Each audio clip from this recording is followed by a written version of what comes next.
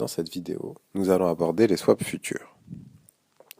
Nous commencerons tout d'abord par présenter qu'est-ce qu'un swap, puis qu'est-ce qu'un futur, enfin qu'est-ce qu'un swap futur.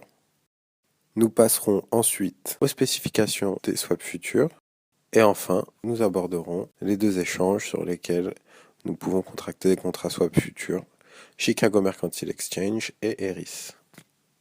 Qu'est-ce qu'un swap ? Dans sa définition la plus large, le swap est un échange entre deux entités pendant une certaine période de temps.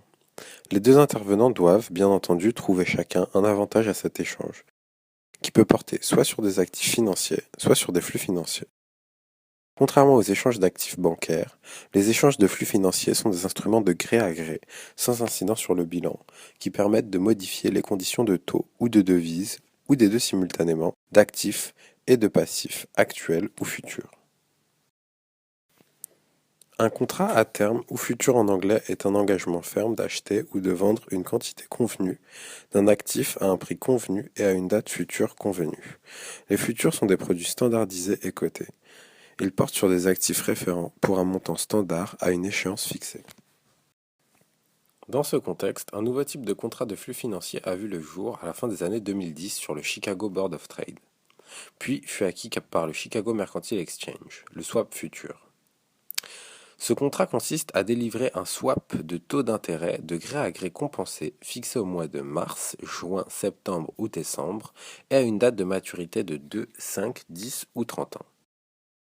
Le Chicago Mercantile Exchange a donc créé un contrat à terme standardisé, commençant au début de chaque semestre et d'une valeur faciale dont la juste valeur est celle d'un contrat de swap de taux fixe contre un taux variable à terme.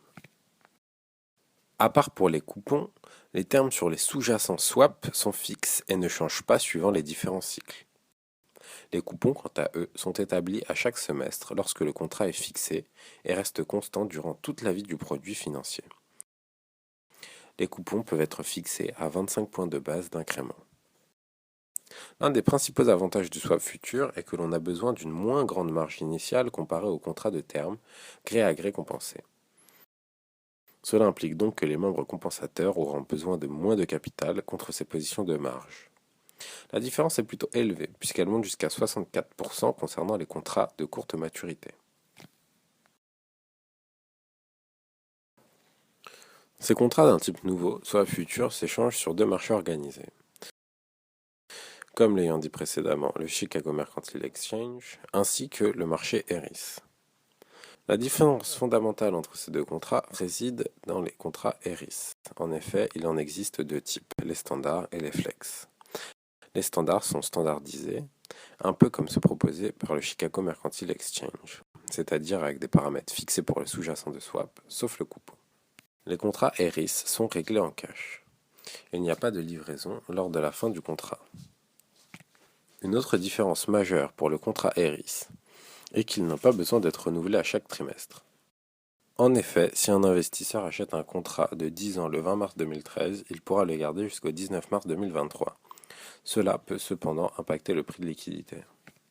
Lorsque nous sommes sur l'application Bloomberg, nous pouvons afficher un contrat Eris, par exemple standard, de 5 ans.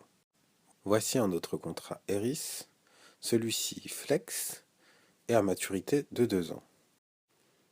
En revanche, le Chicago Mercantile Exchange ne possède pas d'interface Bloomberg. Nous pouvons directement aller sur son site internet, que voici, où nous avons les coupons fixés pour le trimestre en cours. Bien entendu, dans le contexte de régulation apparu après la crise de 2008, les swaps futurs ont bien toutes leurs chances. Cependant, cela ne signifie pas la fin des contrats de gré à gré, car il y aura toujours des investisseurs demandeurs de ce type de contrat. Exemple, un investisseur qui adopte une comptabilité de couverture.